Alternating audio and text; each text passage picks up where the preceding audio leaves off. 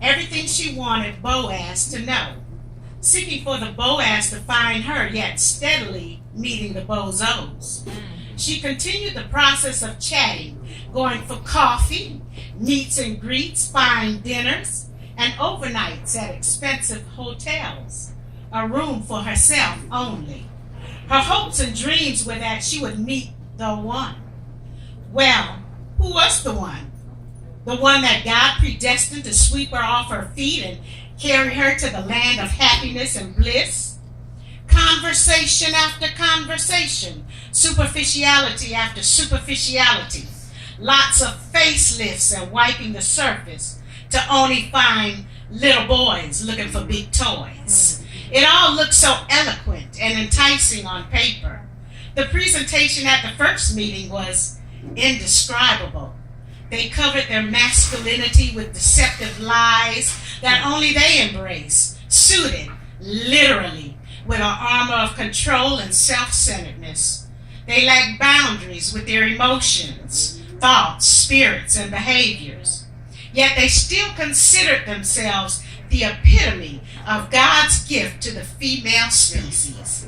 After multiple contacts and dates, she was so heartbroken at the very character of those who called themselves highly spiritual and ready to be that king for his queen. The king was either a fast-talking salesman making his pitch to snag a woman who would feed their money-driven ego under the auspices of biblical prosperity principles, or too full of himself to know the real Prada from a fake Gucci.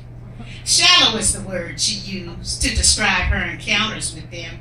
50 encounters to be exact. 50 grueling contacts of large onions who have never peeled back the layers to expose the deep internal root of the man that truly lies within. Many had no clue that shortcomings and character flaws or defects were a part of human nature. She expressed her flaws. She shared the defects that she observed in them, and they just remained amazed that she was able to discern the very heart and spirit of a man. It got even deeper through the simple explanation of God's word. The men always told her that the conversations were very intense, insightful, and deeply enlightening. The downside, she seemed to be much too deep to maintain any type of friendship or relationship. She asked herself, am I the only one who has ever done a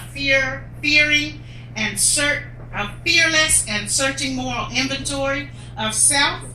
Am I the only one?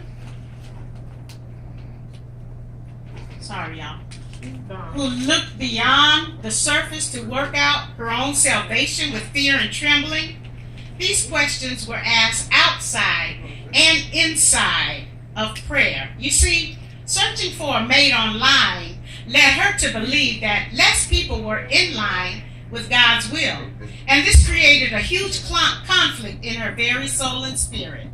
Seeking to find first begins with aligning yourself with God on a level much deeper than a lot of men are willing to go. It is deeper than just going to church. It is deeper than just doing your own thing. Social media is the way to go, so she was told. However, being online with another and being in line with God and your true self seems to be a conflicting cosmic recipe for disaster. Very few men seem to know how to be that rigorously honest man in all facets of their lives. There are always three selves.